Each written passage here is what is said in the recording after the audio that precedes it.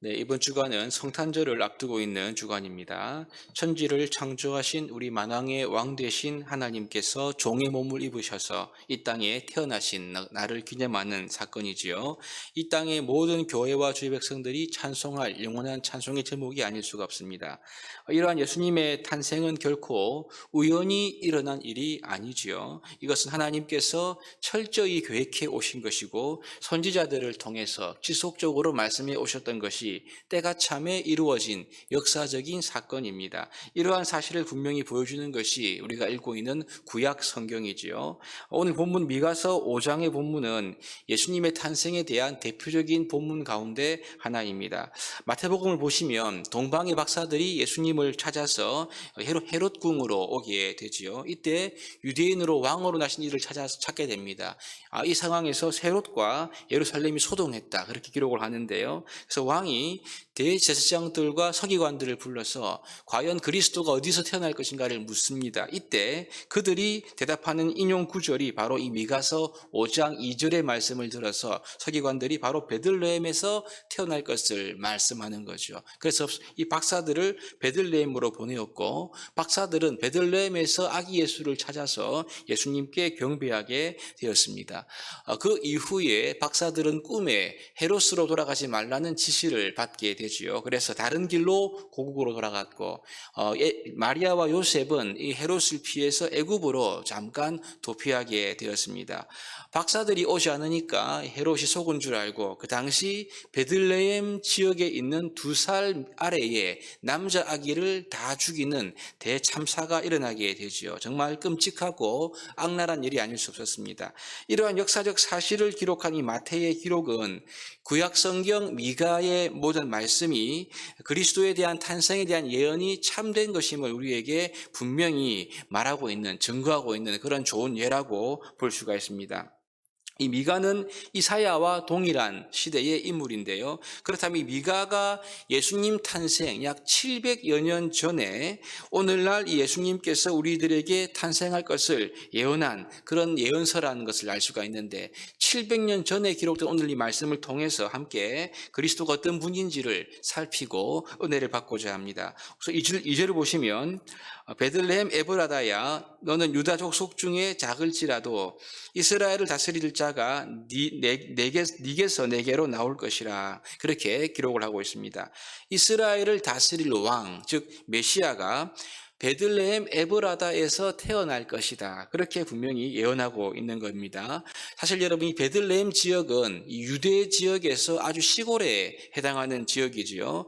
근데 위대한 왕이 태어날 것인데, 이 위대한 왕이 예루살렘에 있는 왕궁이 아니고요, 베들레헴 저기 시골 촌구석 아주 낮은 곳, 작은 마을에서 출생할 것이다, 그렇게 말씀하고 있는 것입니다. 이것은 우리 예수님의 탄생이 겸손의 왕임을 보여주는 예이기도 한데요. 여기서 근데 이 베들레헴 에브라는 단지 왕이 시골에서 난다, 이것만 의미하는 것이 아니고요, 사실 더 중요한 의미가 있습니다. 그것은 이스라엘의 왕, 이 다윗과 연관된 지명이 베들레헴 에브라다이지요. 사무엘상 16장과 17장을 보시면 다윗의 아버지 이새와 또 다윗을 가리켜서 베들레헴 에브랏 사람으로 기록을 하고 있습니다. 여기서 이 에브랏과 에브라다는 같은 말인데요, 이 미가가 예언하고 있는 새로운 왕에 대한 이 예언은 메시아가 다윗의 후손으로 태어나게 될 것이다, 이런 의미가 이 속에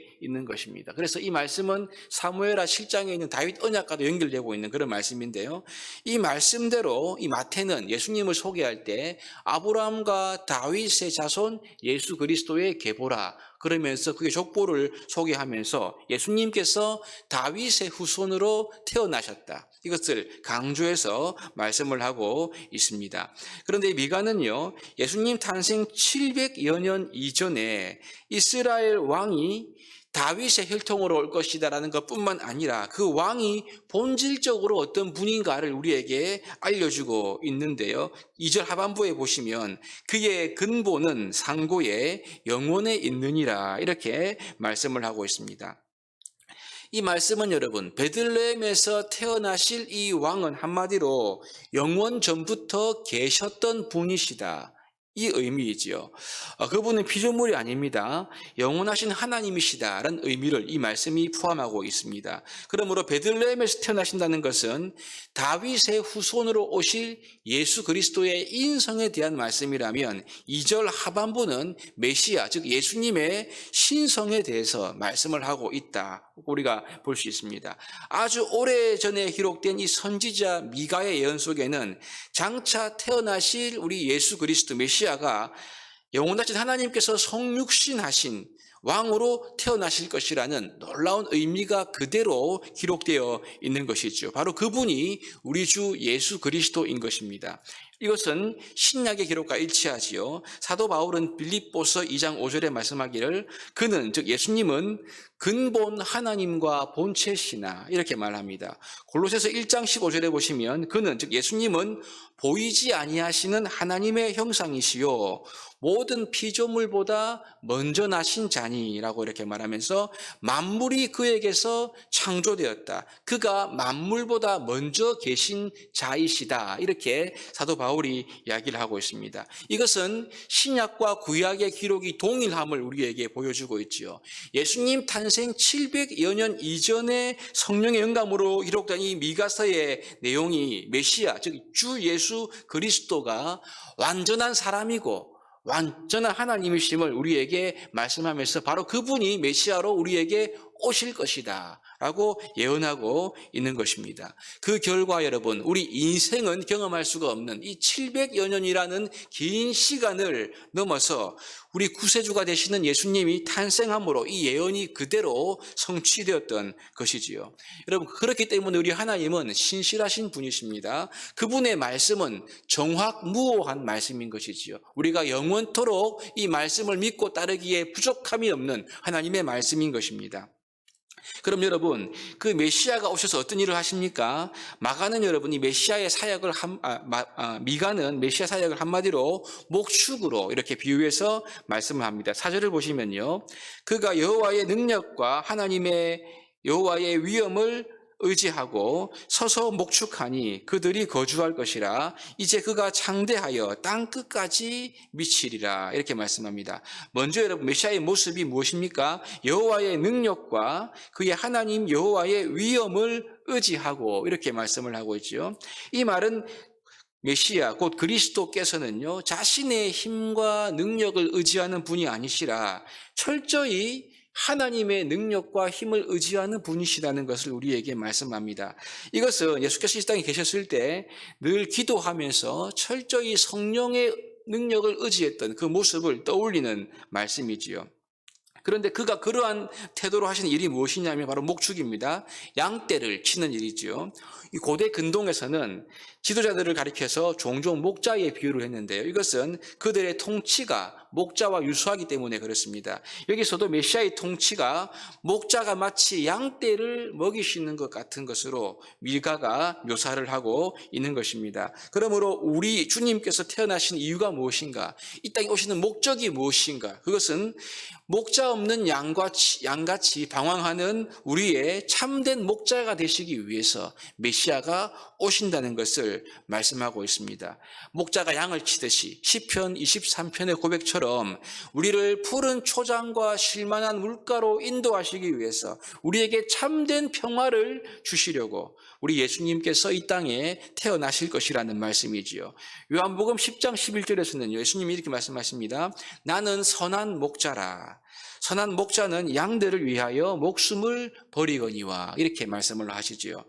이 땅에 선한 목자로 오시기 위해서 예수님은 태어나셨고요. 우리를 위해 선한 목자로 오셨고 선한 목자로서 우리를 위해 십자가에서 자신의 목숨까지 주신 것입니다. 이제 부활하셔서 우리의 영원한 구원의 반석이 되신 분이 우리 주 예수 그리스도인 것이지요. 그리고 땅 끝까지 복음의 증인이 될 것을 우리에게 말씀하셨습니다. 4절 하반부에 보시면 이제 그가 창대하여 땅 끝까지 미치리라. 이것은 땅 끝까지 복음이 증거될 것을 의미하는 말씀이 아니겠습니까?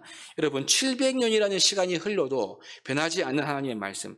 태초부터 지금까지 약속에 신실하신 하나님께서 그 말씀대로 우리 이 땅에 오셨고요. 우리의 영원한 구원의 주가 되셨습니다. 이 약속을 따라 태어나신 우리 예수님은 완벽한 사람이시고 완벽한 하나님이시지요. 그래서 우리 인생의 참된 목자가 되기 위해서 우리를 먹이시고 돌보시고 이끄시고 참 평화로 우리를 다스리기 위해 이 땅에 오신 분이 우리 예수님이십니다. 우리가 이 성탄을 기다리면서 예수님의 이 구원의 은혜를 다시 한번 묵상하고 오직 예수님만 신뢰하고 따르며 우리의 삶이 그 하나님 예수님의 통치 아래 있게 되기를 우리가 소망하면서 성탄을 준비하면 좋겠습니다. 그래서 하나님의 통치가 우리를 통해서 말씀대로 땅끝까지 미치는데 저와 여러분들이 쓰임받게 되기를 주님의 이름으로 축복합니다.